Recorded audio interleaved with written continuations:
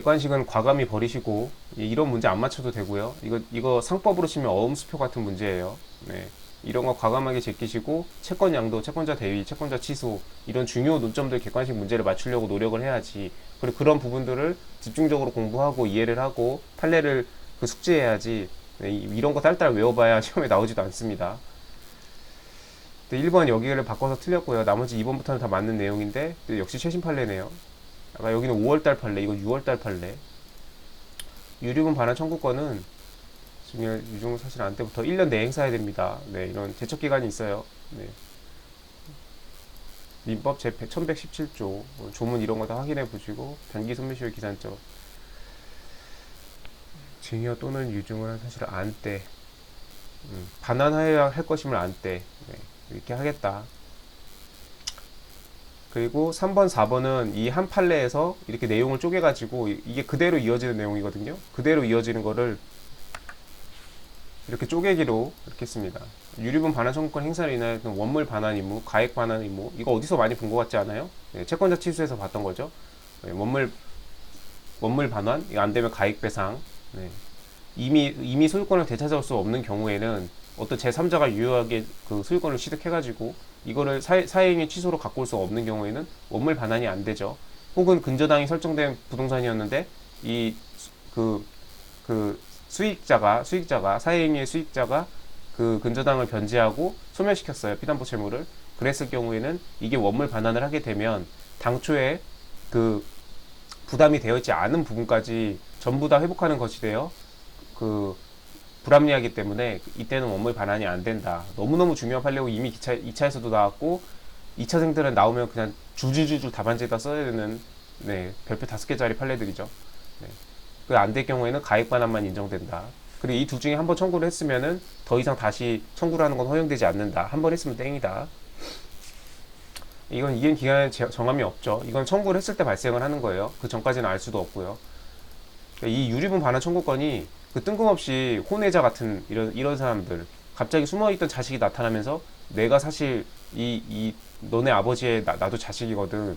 그래가지고 나도 유류분 반환 청구권 행사하겠다. 나도 인적 몫을 지분이 있으니까 찾아가겠다. 이런 경우에 이제 많이 발생을 하죠. 드라마에서 많이 보는 거. 이행 청구를 받은 때에 지적 책임을 진다. 그쵸? 이행 기한에 정함이 없는 채무. 이게 몇 조더라? 이게 조문이 기억이 안 나면 바로바로 법정 가서 찾아봐야 됩니다.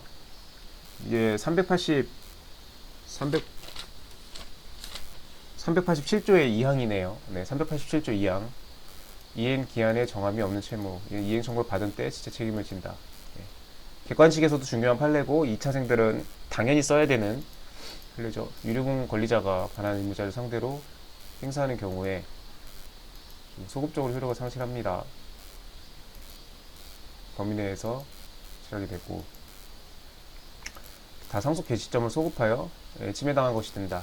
다 이런 상속 관한 문제는 상속이라는 것 자체가 피상속인의, 그러니까 고인을 말하는 거죠. 망인의 사망 시점을 기준으로 모든 법정 그 기준에 따라서 이런 것들 권리들이 타라라락 생기는 거죠. 네. 민법 187조 수용 상속 이런 경우에는 그 발생 시점에 이게 법적으로 법률 규정에 의해서 성립되는 거죠. 문제 5번. 이거는 뭐 그냥 다음 중 옳지 않은 것은 이런 식으로 뭐 이렇게 논점 그 주제에 대한 게 없이 이렇게 했네요. 뭐 틀린 거 찾는 거였나 봅니다. 답은 2번이고 1번부터 보면은 위약벌의 약정, 손해배상의 예정 내용이 다르기 때문에 주장력을 감액할 수 없고, 손해배상의 예정인 경우에는 위약금이 손해배상의 예정이죠.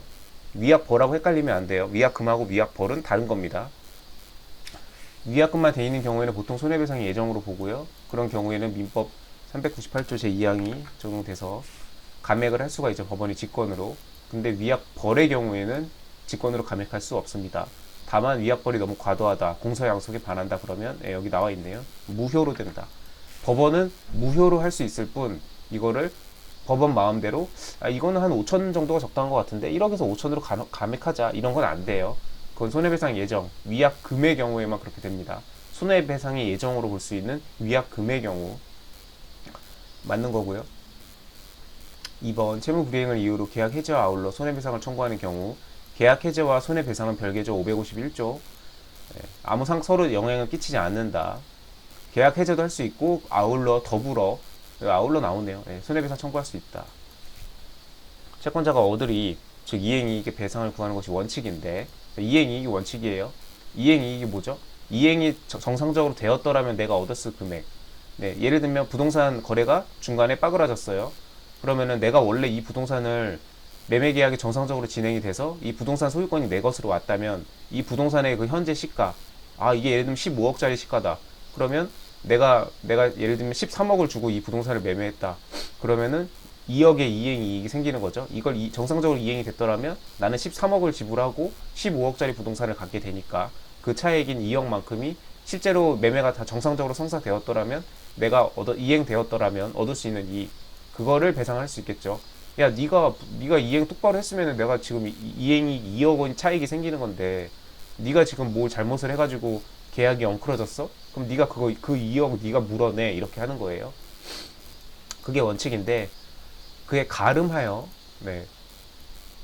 구할 수도 있고요. 이거 지금 아마 문제가 뭐 어떻게 잘못된지 둘 다 할 수 있다고 했나요? 이행 이익이 원칙이고 그 다음에 이렇게 하는 거, 가름해서 이렇게 해도 할 수 있는 거죠. 이걸 중간에 바꿔냈네. 뒷부분도 바꿔내고. 그 실내이익 중 통상적으로 지출된 비용은 이제 통상손해, 특별손해 나오죠. 393조. 통상손해는 당연히 통상손해니까 이게 청구할 수가 있는데 특별손해는 입증을 해야 됩니다. 그냥 되는 게 아니죠. 상대방이 알았거나 알 수 있었던 경우에 특별손해는 이때 할 수 있고요. 그 실내이익은 이 원래 정상적으로 했던 이행이익, 요거에 지금 가름해서 하는 거기 때문에 이 실내이익이 이 이행이익을 초과하면 안 됩니다. 이행이익을 가름해서 실내이익을 청구한 거기 때문에 둘이 똑같아야 된다는 얘기예요. 최대 초과할 수 없다. 이 부분 바꿔냈죠. 뭐 너무너무 중요한 판례고 너무너무 기본 판례고 2차생들은 그냥 줄줄줄줄 그냥 답안에 써야 되는 판례입니다. 아까도 말했지만 이 객관식을 보는 이유들은 이런 중요한 판례들이 당연히 보기에 뜰 텐데 이런 거 한 번쯤 복습 겸 또 이렇게 중간중간에 바꿔낸 거, 이런 거를 이제 2차생들한테는 되게 좀 귀엽죠. 귀여운데 이런 거를 이렇게 뭘 바꿔냈는지도 한 번씩 이렇게 찾아보면서 복습하고 그리고 이거를 쓸 수 있게끔 준비를 해야 됩니다. 3번 이자 제한법. 법원 승진에서 나왔었죠. 그래서 직접 구해봐라. 잘못된 이자 그거 해서 구해봐라. 그래서 실질적으로 받은 돈에서 이자 계산하고 그 내가 이때까지 지불한 이자와의 차익을 원래 원금에서 까줘야죠. 그거 하는 거 실제 법원 승진 2차에서 나왔었고요. 실제 해보는 거. 여튼 이자 제한법 초과하면 무효다. 무효로 한다. 돼 있고. 이 규정은 금전대차에 관한 적용될 뿐 계약을 위반한 사람을 제재하고 위약거래 경우에는 적용될 수 없다. 이거는 금전대차에 관한 이자에 관해 적용하는 거예요. 이자 제한법. 이자를 너무 과도하게 받지 말아라. 위약벌은 이자가 아니죠. 아까 위약벌, 위약금하고 구분하라고 했어요. 다른 거라고. 위약거래의 경우에는 이거 적용되지 않는다. 맞는 판례였고요. 397조 채무불이행에 의한 금전에 의한 채무불이행 특칙. 법정 이율 돼 있죠. 법정 이율은 어디 돼 있어요? 이거 9하고 7 바꾸면 됩니다. 379조 법정 이율 5% 민법상. 너무너무 중요한 판례죠. 2차에서도 이미 기출됐었고 2차 논점 뜨면은 이렇게 적어줘야 되는, 본문으로 돌아가, 이렇게 할 것이다. 그러니까 약정이율이 없었어도 지연손해금은 받는단 말이죠. 근데 약정이 있는데 약정이 있다고 해가지고 원래 약정이 없었어도 받을 수 있는 지연손해금 이율대로 받을 수 있었는데 약정이 있다는 것만으로 그 약정에 구속이 돼가지고 지연손해금을 덜 받게 되면 그거는 불합리하다.